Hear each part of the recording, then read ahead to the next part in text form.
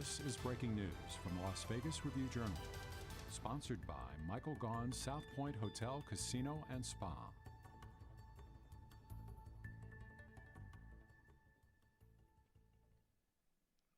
Good evening, I'm Jen Ah, coming to you from the Review-Journal studio. Thanks for joining us for another episode of Entertainment Highlight. This time we're going in-depth with what's happening at Caesars Palace and Caesars Entertainment as a whole, both mainstays in Vegas's economy.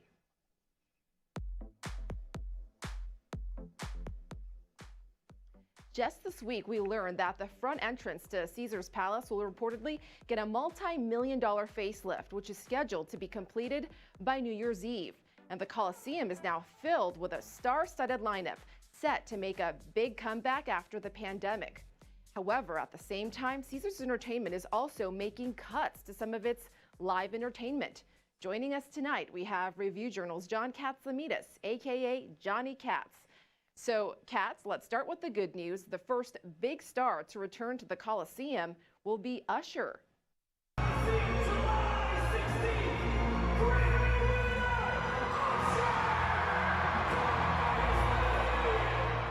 Woo, there he goes. As you just heard, Usher will be making his big comeback on July 16th, which is next Friday.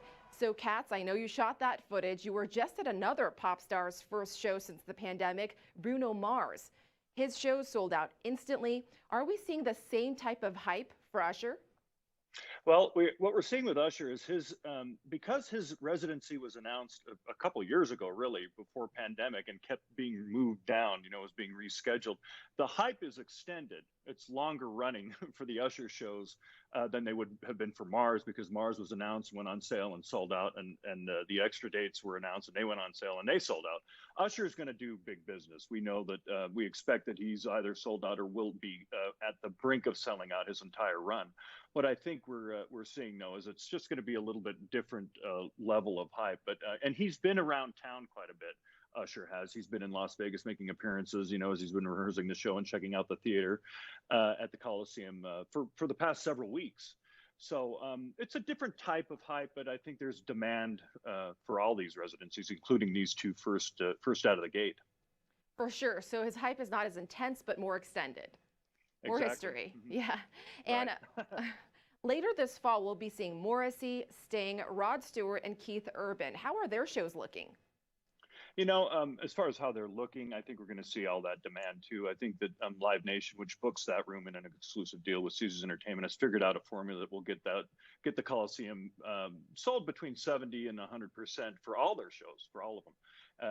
In that range. And as someone once told me, who books shows, if you are selling out 100% of all your residency shows, you either are you're not doing enough shows, or your tickets aren't priced right.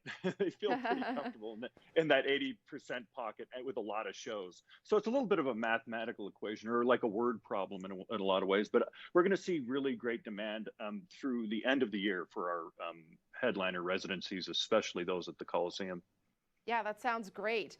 While Caesars Entertainment has these big stars lined up, they're also cutting back, though, on some shows, other venues, especially adult entertainment, including X-Rocks at Bally's and the historic topless show Crazy Girls at Planet Hollywood.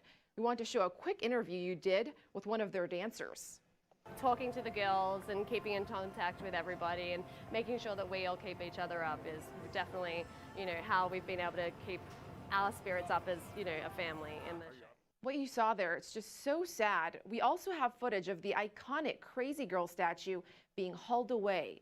So, Katz, do these shows have a chance of finding a new venue?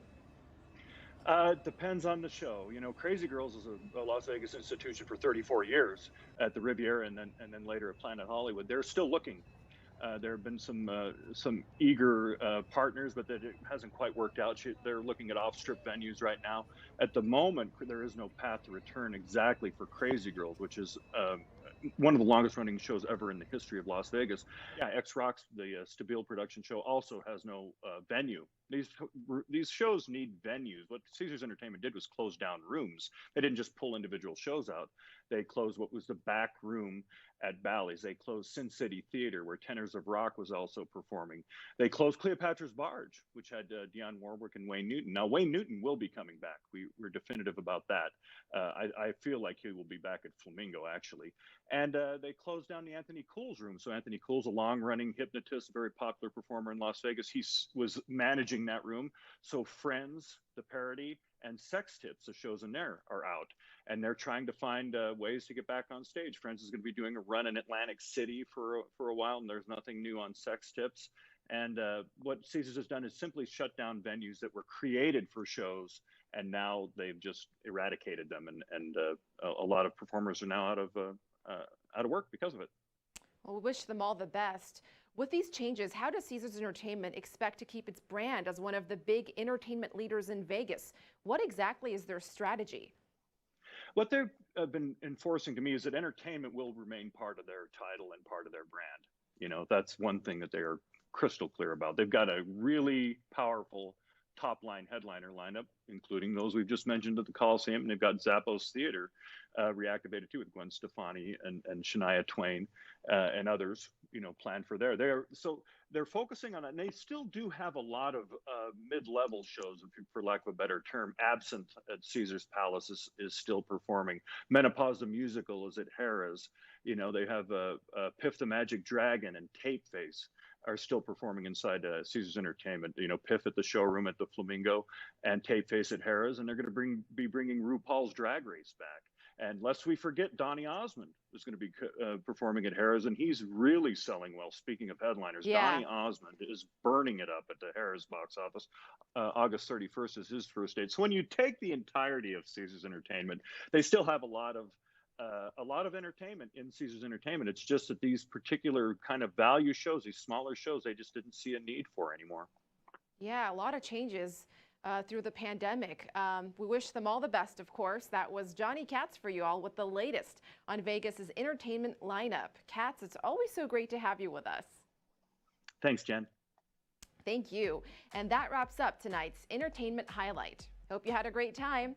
You can download our RJ mobile app to get news alerts sent right to your phone. We also have an entertainment segment in our 7 at 7 a.m. and 7 at 7 p.m. newscasts on Roku, Apple TV, YouTube, Amazon Fire, all your favorite streaming platforms. I'm Jen Ah. Thank you for joining us tonight. Good night. You've been watching Breaking News from the Las Vegas Review-Journal, sponsored by Michael Gaughan's South Point Hotel, Casino, and Spa.